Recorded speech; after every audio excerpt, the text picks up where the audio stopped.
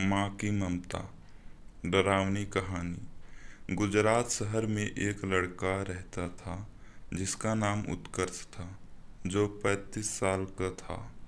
उसने सोचा कि मैं अपने परिवार के साथ पिकनिक के लिए देहरादून जाऊं, जहां उसने 6 से 7 दिन अपने परिवार के साथ बिताए।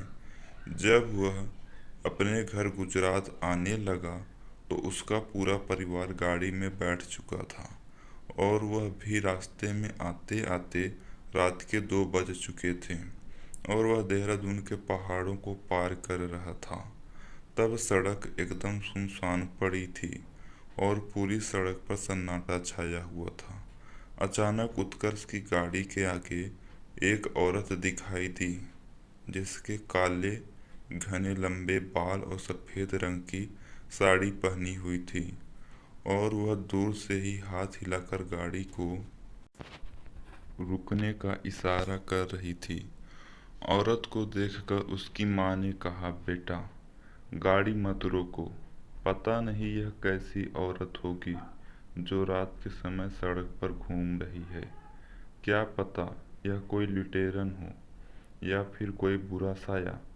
तब तक गाड़ी उस औरत के पास में पहुंच गई और जोर जोर से गाड़ी का दरवाज़ा पीटने लगी।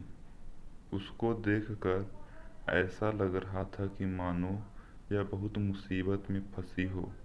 उत्कर्ष की माँ ने बोला, गाड़ी का दरवाज़ा मत खोलो, लेकिन उत्कर्ष ने बोला कि यह औरत किसी बड़े घर की और शरीफ दिख रही है और लगातार रोए जा रही है। एक बार इससे बात कर लेता हूँ। और उसने गाड़ी का दरवाज़ा खोलकर पूछा, क्या बात है और आपको कहाँ तक जाना है? आप क्यों रो रही हो? तब औरत ने बोला कि मेरी गाड़ी खाई के नीचे गिर गई है और उसमें पीछे वाली सीट पर मेरी छोटी बेटी फंस गई है। कृपया आप मेरी मदद करो। इतना सुनकर उत्कर्ष खाई की तरफ दौड़ा और उसके पीछे उसका पूरा परिवार भी दौड़ा। उत्कर्ष सड़क के नीचे खाई में उतरा और गाड़ी का दरवाज़ा पीटने लगा, लेकिन दरवाज़ा नहीं खुल रहा था।